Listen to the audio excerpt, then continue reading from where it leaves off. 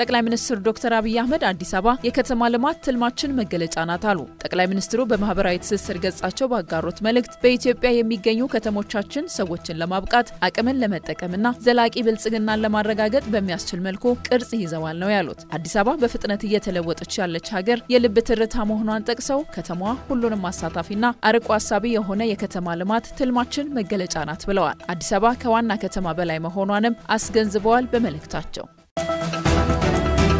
ባለፉት ዓመታት የለውጡ መንግስት በኢትዮጵያ ሁሉን አካታች የፖለቲካ ስርዓትን ተግባራዊ በማድረግ የዜጎችን ፖለቲካዊ ተሳትፎ እያረጋገጠ ይገኛል አሉ ምሁራን። በለውጡ መንግስት የተተገበረው የፖለቲካ አካሄድ ሀገር ለሁሉም እኩል መሆኗን ያረጋገጠ መሆኑን አንስተዋል። በተለይም ለዳር ሀገር ሰዎች ብርቅ የነበሩ የልማትና የመሰረተ ልማት ስራዎች ተደራሽ እንዲሆኑ ማድረግ እንዳስቻለ አብራርተዋል።